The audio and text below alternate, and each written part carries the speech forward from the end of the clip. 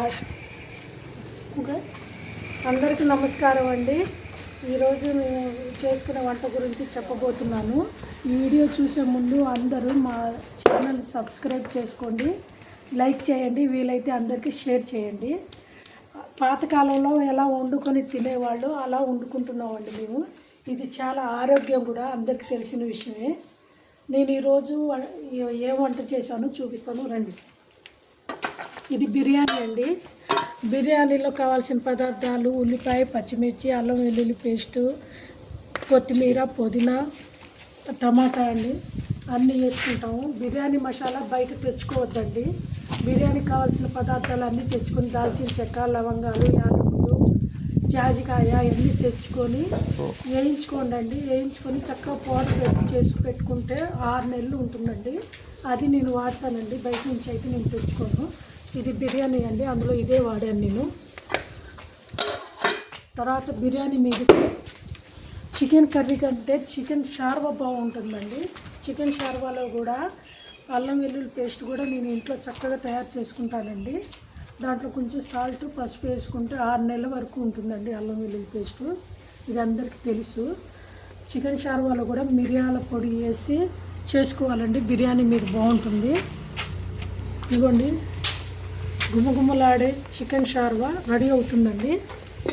ఇది రెడీ అవుతుండగా నేను బిర్యానీలో లాస్ట్లో కలుపుకోవడానికి చికెన్లో ఇందులో కూడా అండి నేను తయారు చేసినవి అన్నీ, బయట నుంచి నేను ఏమీ తెచ్చుకోను.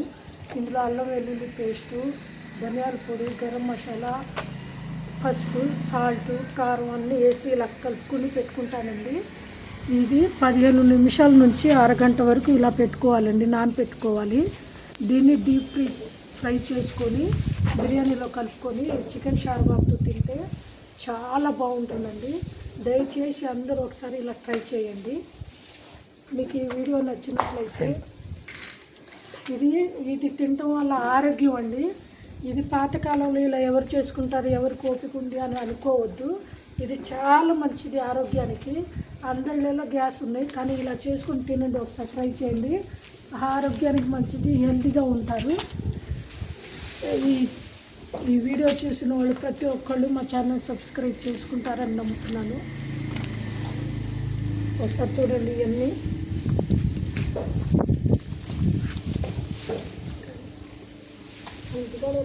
ఇదిగోండి, ఇలా అన్నీ కోసుకొని పెట్టుకొని రెడీ చేసుకున్నానండి. మీరు కూడా ట్రై చేయండి. గ్యాస్ మీద చేసుకున్న దానికి పొయ్యి మీద వండుకున్న వంటకి చాలా తేడా ఉంటుందండి. మనం 4 కాలాల పాటు హెల్తీగా ఉండాలంటే అప్పుడప్పుడు ఇలా ట్రై చేసుకొని తినండి. రెడీమేడ్ ఏమి తెచ్చుకోకండి, అన్నీ ఇంట్లోనే ట్రై చేయండి. పౌడర్లు, అల్లం వెల్లుల్లి పేస్ట్ అంతా. Thank you.